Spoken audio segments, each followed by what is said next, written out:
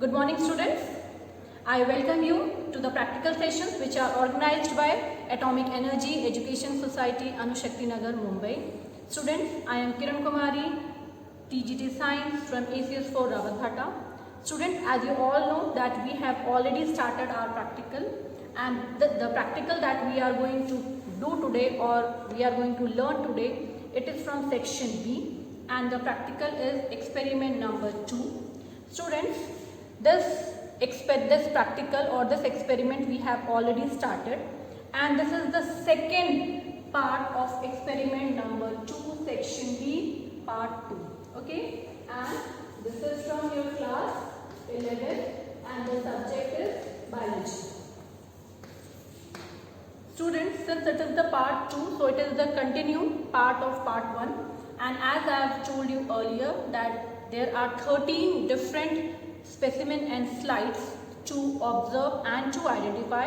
So it is not possible to include all the specimen or slides in a single lecture. Therefore, I have divided the lecture into 3 different parts, and this is the second part. So students, just for 1 second or 2 seconds we recall what we have learned in our previous class so that we can join our previous class with this class. So in part 1 of the lecture of this experiment, there we have started learning about the different types of slides and specimens, and in the previous class we have learned about the permanent slide of bacteria, Oscillatoria and Spirogyra.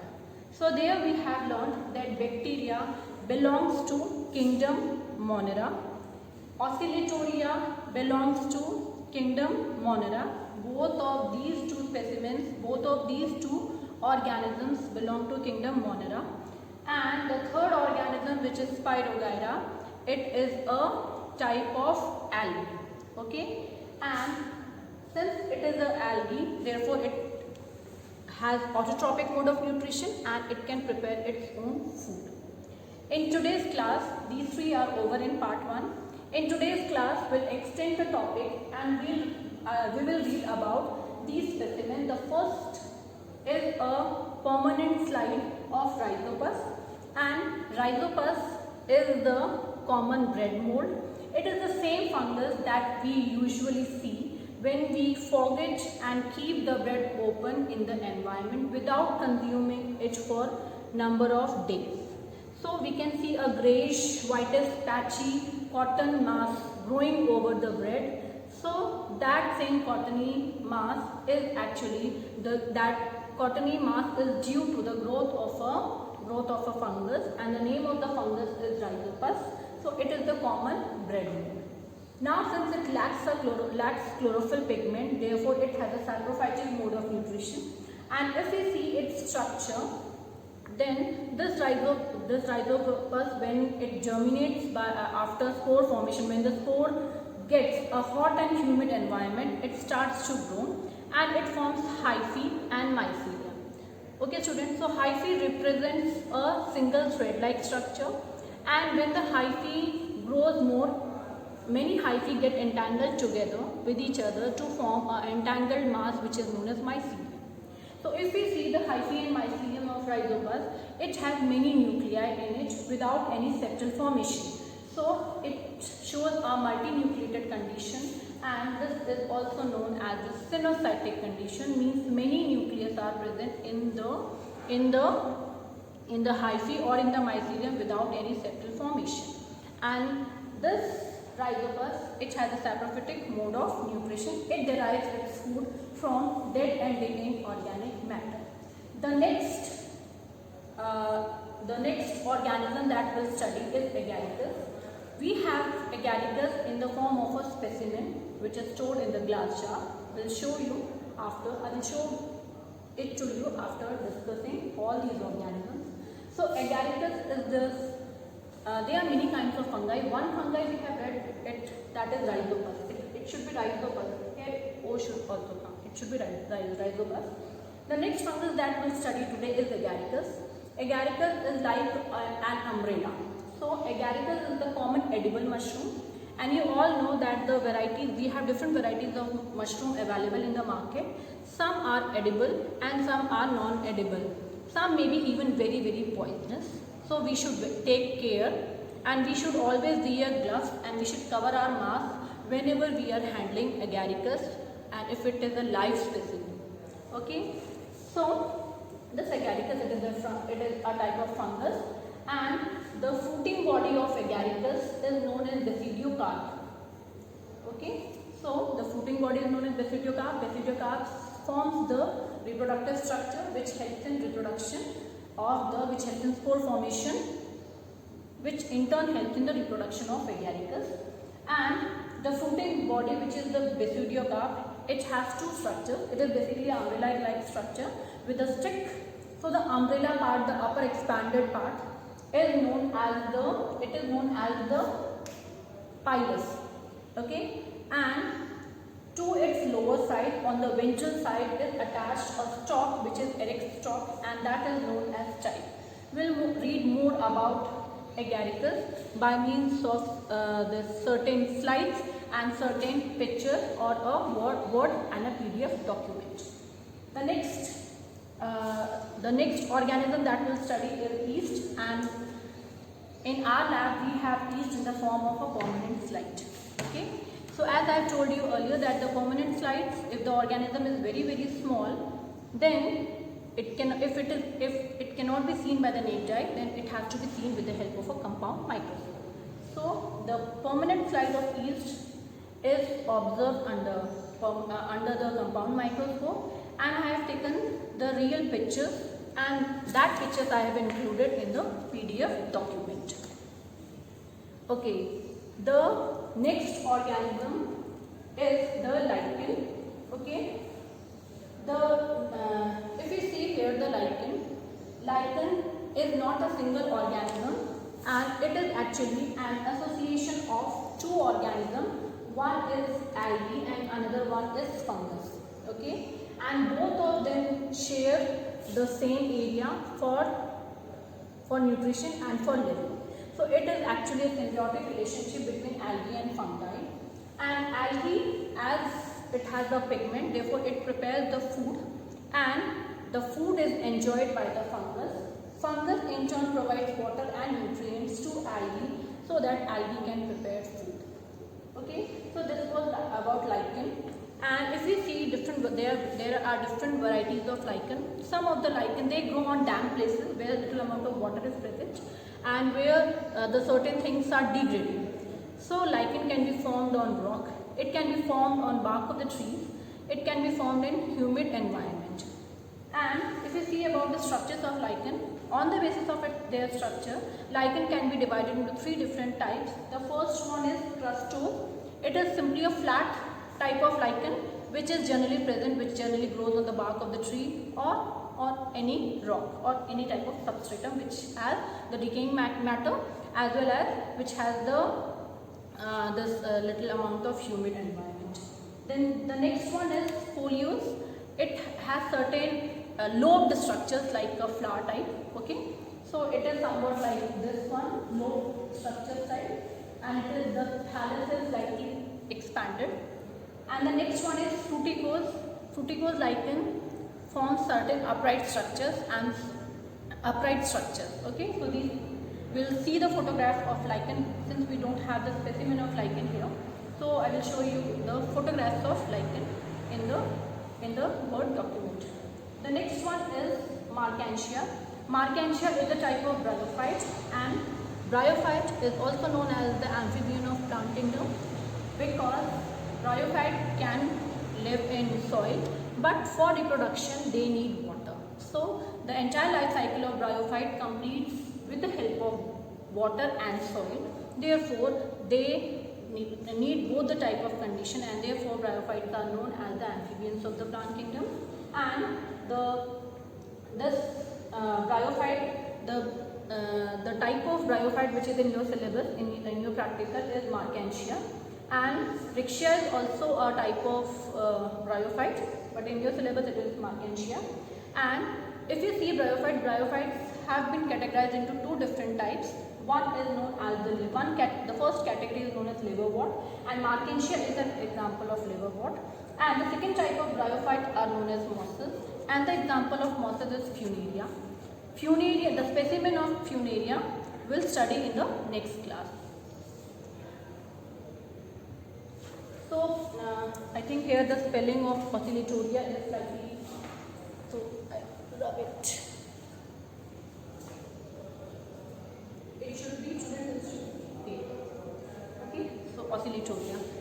So students, now let us see the specimens and the slides which are available to us, so that we can identify them by seeing their real pictures. Okay students. So this one, yes student, this one is the slide. Yes, I come here. Yes student, this one is the slide of fungus, and the name of the fungus is Rhizopus. And since it is very small, so it can be only seen with the help of a compound microscope. So what we'll do, we'll keep it on the stage of compound microscope, and we'll observe the slide. So I have taken the pictures and will show you the pictures when it is kept under the microscope and how it is visible. So it consists of certain thread-like structure, which is the mycelium or the hyphae. Okay. Then the next organism which is available to us is the second one is the agaricus. Okay.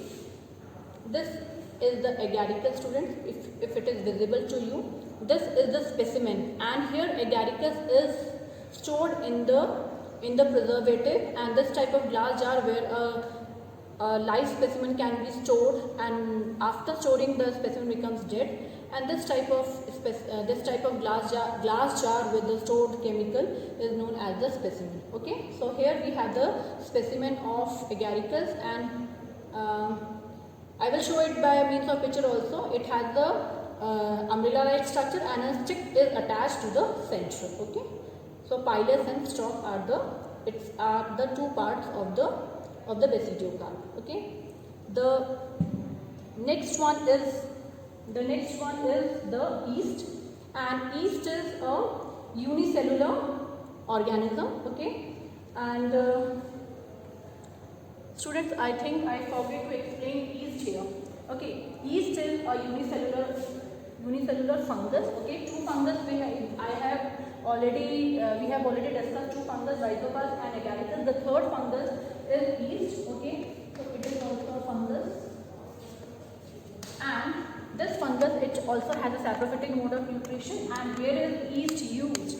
Yeast is used popularly in two types of industry. The first one is baking industry, because yeast can undergo the process of fermentation, and yeast is added to the baking products, to the dough which is or maida or flour, a dough which is made from maida or flour. In that, if yeast is added and little amount of sugar is added, and if that dough is left for a certain period of time, you will see that after 2 or 3 hours the dough will increase in the volume and it will just become double. So yeast respires anaerobically and produces CO2, and this CO2 causes air gaps within the dough, and if that dough is used for making the bakery product, the bakery product becomes fluffy. Therefore, yeast has a wide use in baking product. Okay, it is widely used for making cakes. The second use of yeast is in alcohol industry, because yeast undergoes the process of fermentation without the use of oxygen. And after fermentation, it releases carbon dioxide gas, and it also releases alcohol. And alcohol is used as a starting product for formation of many different types of chemicals. So this is the same yeast, and it also has a saprophytic mode of nutrition. So students, yeast is also available in the form of permanent slide with us. Okay, and we have taken its picture also and will share with you. Okay, so the next one is lichen. As I told you, lichen we don't have in our lab, so I have taken pictures and I will explain to you with the help of picture. The next one is Marchantia, and as I have told you earlier, Marchantia is a type of a bryophyte. Okay, it's a type of a bryophyte. Yes, the main plant body that is visible to you is the gametophyte, means it will form gametes. Okay, this bryophyte, Bryophyte shows two types of generation. One is known as gametophytic generation and another one is known as sporophytic generation. The gametophytic generation is available here, and this gametophytic generation forms the sporophyte, which forms the spores. The spores unite and again the new organism is produced. Okay, and this type of this type of two types of two different phases of life cycle, sporophytic, gametophytic and sporophytic, this alternation is known as alternational generation, and it is seen in the bryophyte. Okay, so students, let us go to the let us learn some more identification feature of the following organism that I have mentioned you, that I have written on the board with the help of certain slides, certain pictures, and with the help of a PDF document. So students, be there and I will join you within few seconds. Thank you students. So students, now we'll study the identification feature of the organism that we have learned today. We have already went through bacteria. We have learned the characteristic feature of bacteria. Then we have seen the characteristic feature of Oscillatoria, and we have also learned the characteristic feature of Spirogyra in our previous class. In today's class, we'll learn about the characteristic feature of some more organisms like Rhizopus, Agaricus, Marchantia, yeast and lichen. Okay student, so we'll now start with Rhizopus. Okay, now here students, Rhizopus, it is a common bread mold and it grows on bread when it is left in open for some time. Okay students, so let us learn the characteristic. When the Rhizopus germinate, when the spores get a favorable condition, they start to germinate and they form certain thread-like structures which are known as hypha, and hypha when get entangled with each other, then that is known as mycelium. When the hyphae or mycelium get filled with many nuclei, then the condition is known as synocytic hyphae or synocytic mycelium. Let us learn the structures on which the spores are formed. So some hyphae are, for this the hyphae are the hyphae which are present in Rhizopus. They are of two types. One type of hyphae goes inside the soil, and this type inside the substratum, goes downward, and this type of hyphae is known as rhizoidal hyphae. And the other type of hyphae which form certain upright structures, this type of hyphae is known as the sporangiophore, or it is known as the two types of hyphae are formed. One is known as rhizoidal hyphae which grows downward, and some hyphae grows upward which are known as the sporangiophore. Okay student, so on the sporangiophore, on its top bear certain round structures, and these round structures are known as sporangium. Sporangium is the structure in which the spores develop.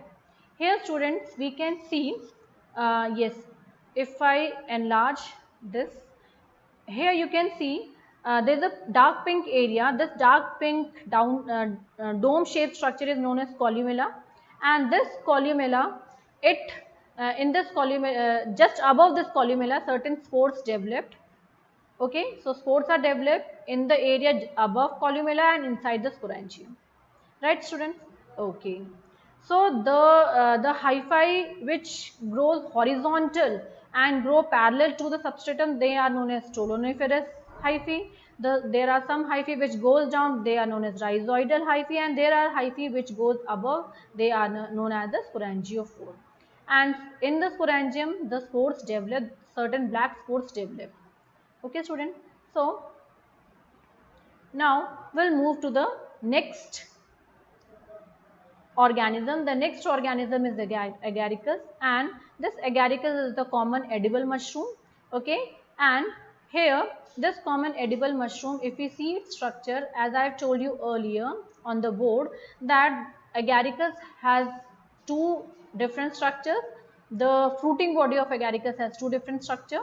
When the Agaricus comes above the soil or above the substratum, it is button or it is round shape, that is young Agaricus. And when it matures, then these two structures are formed. The lower structure which is vertical is known as stipe, and the upper structure which is expanded is known as the pilus. Okay, so this type is present just in the center of the pilus. The pilus has certain vertical these lines, okay, and these are known as gills, and gills are the structures on which the reproductive structures are formed. Normally, the fruiting body of Agaricus is known as the basidiocarp, okay, and it is a type of saprophyte. It normally grows in that area where semi-decomposed organic matter is present. Moving to the next page. The young fruiting body is white, okay, spherical and button-like, and whereas the mature fruiting body, it can be distinguished into two parts. The lower part, which is the eric stalk-like structure, it is known as stipe, and stipe consists of vertically arranged hyphae. Many hyphae are present in the stipe. Then the umbrella-like structure is known as pilus, and it is attached ventrally at the center to the stalk. Okay. Now, at the base of the stipe is a collar-like ring known as annulus. Annulus, we can see there is a ring of annulus, and this annulus is actually the remnant of the covering of young basidiocarp. And what is basidiocarp? Basidiocarp is the fruiting body. Then, as I have told you, there are certain vertical radiating plates which come out from the center of the pilus, and these are known as the gills. Gills, they radiate from the center towards the outside, that is periphery, and they bear the reproductive structures which are known as the basidium, and they bear the basidiospores in it. So fungus is very soft, and we have to handle it very carefully, because if we inhale the spores, they are very dangerous to us, and they may cause certain irritating problem in, or certain type of irritation, or a type of allergy in our body. So we should always use gloves and forceps, or a protection while we are handling the fungus. So the agaricus belongs to kingdom fungi. Let us move to the next fungi. The next fungi is Saccharomyces.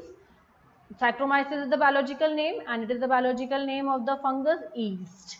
Yeast is popularly used at two places. One, it is used at the bakery, because when yeast respires anaerobically, then it produces carbon dioxide gas, and this carbon dioxide increases the space inside the batter or the dough that is used for making cake or the bakery item.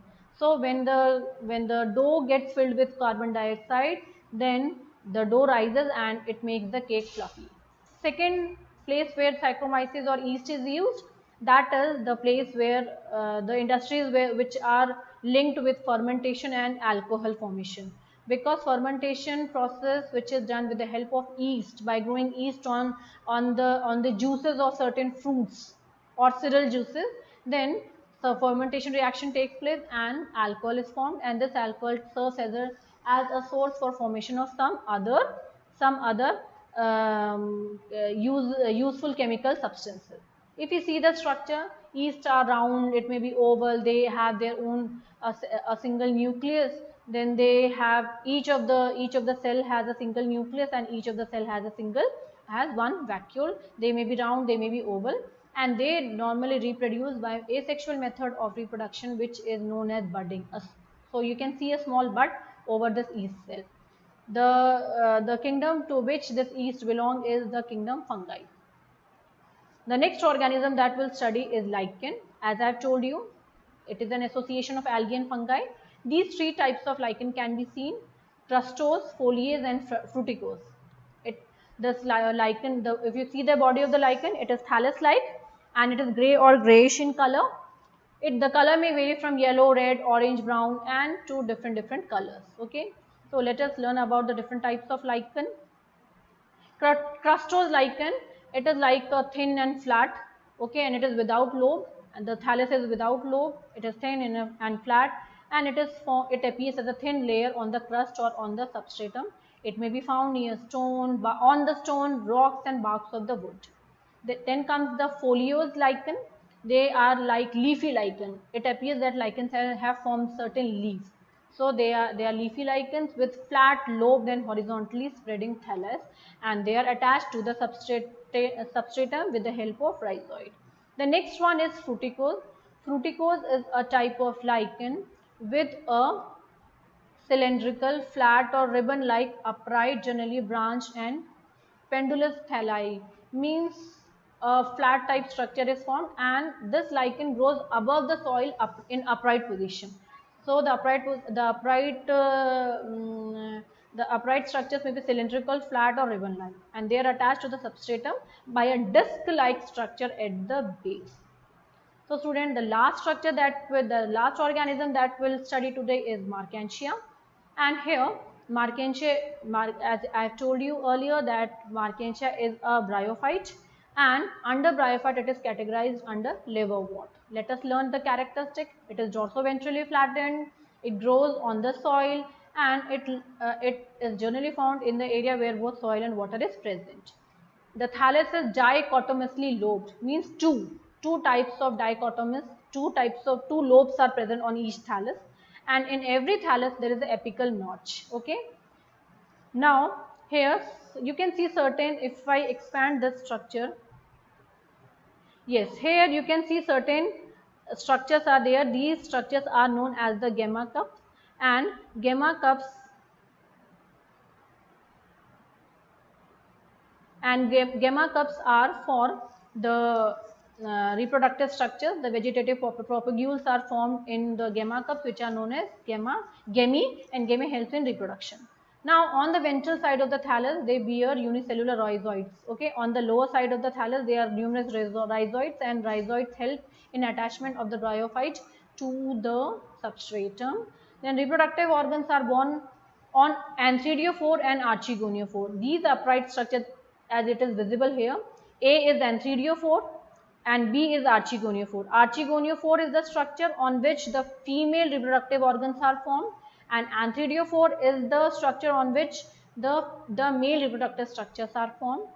And antherdiophore is flat and more or less convex head type of receptacle, and it bears the male reproductive organ, which is antheridia. Male gamete, which is the antheridium. Okay, and male reproductive structure, which is known as antheridia, and antheridia bears the sperms. Okay, it forms the sperm, and many sperms are formed within the antheridia. The next is archegonia, and archegonia, they are umbrella like shape structure, and in this the ribs are projected outside. Okay, and they between the ribs are archegonia. Archegonia are the structures in which the female gamete is formed, which is known as the egg. If we see its systematic position, then its systematic position, it is classified under kingdom Plantae, and if we see the division, its division is bryophyte. Right students? So this is up to today's class, and I will show you certain pictures to give you just a clear picture about the different types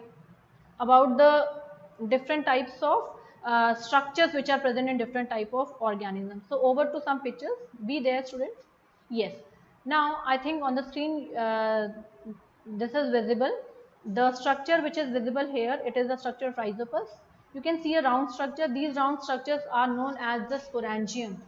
Okay, so these sporangium bears the sporangia, and sporangium is the round structure, and these sporangia bears the spores in it. Okay, this sporangiophore is the upright structure on which sporangia is present. Hyphae are the thread-like structure, and you can see certain structures which are coming outside. These are known as rhizoid. Okay, and there is a black bread mold or black rhizopus, which is known as Rhizopus cholonifer. Okay, this is the microscopic view of Rhizopus. If I expand it, you can see it like this. So this is the head of the Rhizopus. This is the head of the fungus Rhizopus, and here you can see this is the sporangium. Okay, and the sporangium are connected. The sporangium are connected by the hyphae.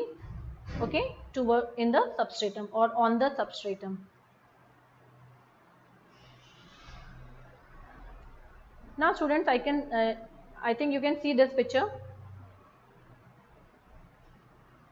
Yes, if I expand it, this is the picture which we have taken while keeping the slide of Rhizopus under the compound microscope, and you can see there are many hyphae which are entangled, which forms the mycelium, and certain reproductive structures, sporangium is also formed, which are filled with the spores in it. So this is actually the real picture of bread mold, fungus bread mold. Now moving to the next organism, which is agaricus, the common edible mushroom. If you see how beautiful its structure is, okay. Yes, you can see it has an umbrella-like structure which is known as pilus, and it has a lower stalk-like substance organ which is known as the stipe. Okay, and this is the ring which is annulus. These are the vertical structures which radiates out from the center towards outside, which are known as the the gills. Okay, and gills bear the reproductive structures. Student, this is the fruiting body, and this is the fruiting body is known as basidiocarp. As I have told you, the upper structure is pilus and the lower structure is known as the stipe. The gills bear the reproductive body, which is basidium, and basidium bears the spores, which are known as basidiophores. Okay, and many mycelium are present on the soil. Student, this is the picture of the yeast in the reproductive phases when they form many yeast cell by the method of budding.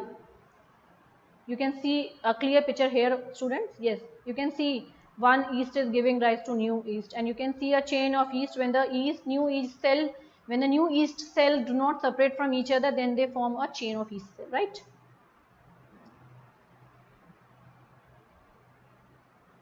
Yes, here. Yes, this picture is of lichen, and how beautiful it is. The green lichen is growing on the substratum, and the substratum is a log of wood. Types of lichen.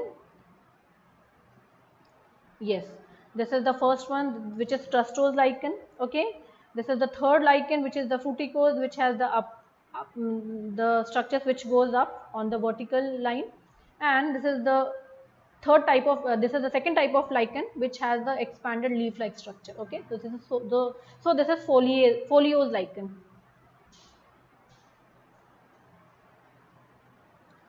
And student, this one is the last organism that we are going to learn today, and this is Marchantia. Marchantia is a liverwort, and if you see the structure, yes, now it is visible. This is the diagram which I have taken from your NCERT.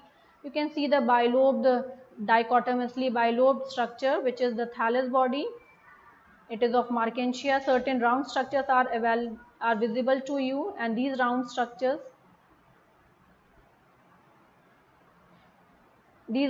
are known as the gamma cup. This upright structure is archegoniaphore, which bears archegonia. This upright structure is enthridiophore, which bears enthridia, and these are attached to the substratum by means of rhizoid.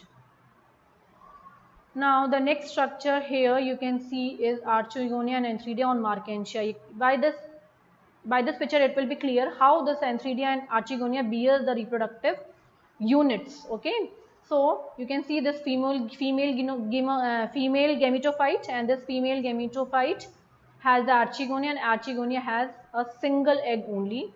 Similarly, the male gametophyte has enthridium, and enthridium are with many sperms. Many sperms are present inside the enthridium.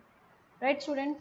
So I hope you have learned through these photographs and pictures and the slide and specimens. And students, this bryophyte, the structure which is visible here, the lower structure, the thallus-like body is here. It is the gametophyte stage, and gametophyte give rise to the sporophyte. So archegoniophore and enthridiophore arise from the gametophyte, and they bear the spores, and therefore the gametophyte generation give rise to sporophyte generation, and hence the alternation of generation can be seen easily in the Marchantia. So students, thanks for watching, and I hope you have learned well in the class. You are able to learn well in the class. So student, over to the board so that we can conclude today's lecture. So students, we are back, and what you have seen with the help of the slides, we have learned about the following specimens: Rhizopus, Agaricus, yeast, lichen and Marchantia in today's class, and that was part 2 of your experiment number 2. I hope students you have enjoyed the lecture and you have fully understood the specimen and the slides that we have learned today. But if there is any confusion or if there is any question in your mind, please feel free to question me, And if you have any question, you can write your question and type it in the comment section box. Whenever I will see, I will definitely love to answer you. Okay students, so this is the end of part 2 of experiment number 2, section B, class 11th biology, and will join in the next lecture, that will be part 3. And students, in part 3 you will learn about the remaining specimen, and there the specimens that will learn will be Funaria fern or pteridophyte, gymnosperm and angiosperm. So students, in next lecture, that will be part 3, will learn about the identification characters of the rest of the specimen. Till then, enjoy your day. Thank you students.